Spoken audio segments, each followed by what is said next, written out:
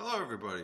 Thought I'd make a brief video on these goofy video glasses because it might come in handy for somebody else who wants to use them to shoot video on something they're making or something small and they want the video to be from their point of view.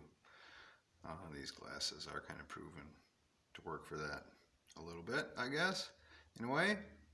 But anyways, you can see the pivot head glasses. I think I got these off of eBay. I think they might have been from the Kickstarter or maybe when they first started manufacturing them because the logo is on upside down, I think. Or maybe they're all like, well, actually, I think I saw a picture where it was the other way around. Not like this. So these were probably an early model. And it's weird. There's a firmware update for the early models out there. It's hard to find if somebody's got pivot head glasses and they're old. I think I still got a copy of the update. You gotta put it in to the glasses using a Windows box. But it helped fix a sound issue I was having with them at first, as some of you saw. But at any rate, the trick is to your field of view while you're looking through the glasses is much larger than the cameras. Whoops, I got to get this right in front of the lens to do this. And you can see two ways I mapped out the field of view there. One is scratched right on the lenses and the other is my goofy wire frame that I built. The way I built the wire frame was I cut a piece of paper and held it up in front of the glasses and moved it back and forth.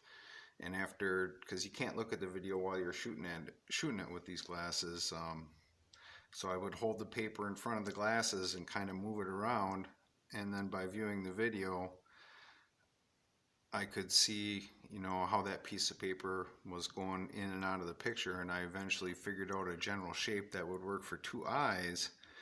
And of course the shape I tested was that far away from the glasses because I wanted to have the box where my eyes could focus on it well. And I didn't want to go trying to scratch stuff into the lenses until I had this whole view thing figured out, because it's tricky because you got two eyes, one camera. And the bail, I'm going to call it, works pretty good on there. You can see I just glued some tubing on the top of the bows, not the frame in the front, the bow, and I heated up the tubing and flattened it out a little bit so it would grip the wire. So you can pull this out of here because I didn't want to permanently attach anything.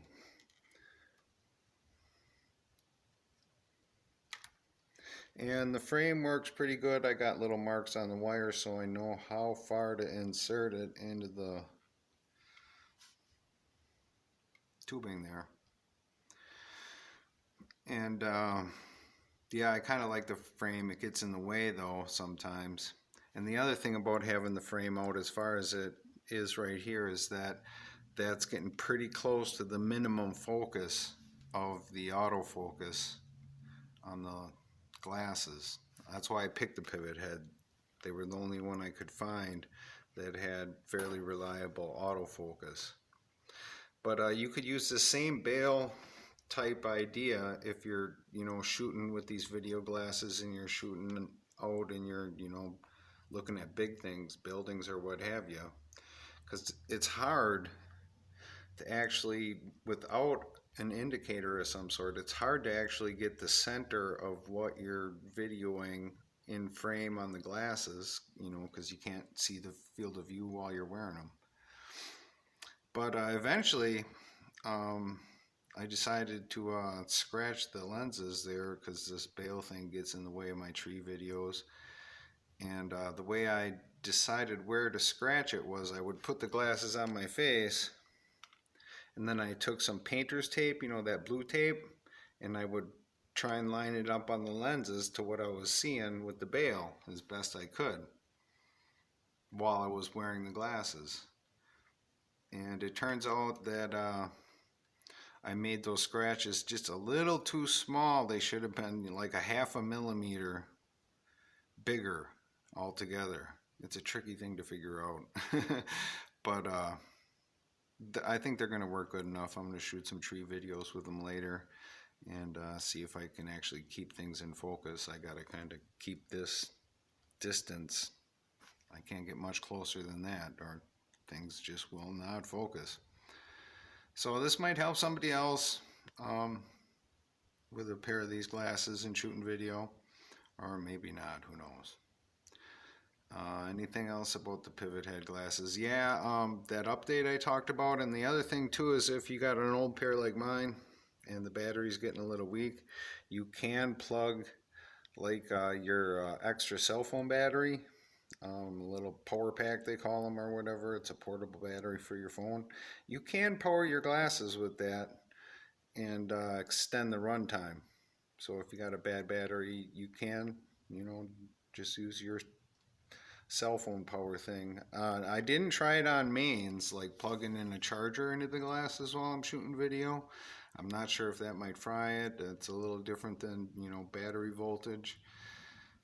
So I've been using an extra battery to power the glasses, and the only thing that happens is they do get pretty hot after a while, but you'll feel it.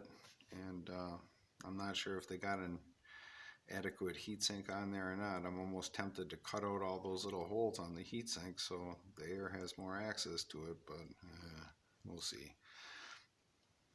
And the other thing is you might see some marks there. I glued a circular polarizer on the front for a while, but I took it off. I can always just, re-glue it on there quick if I want to use that again. But yeah, I guess I like them so far.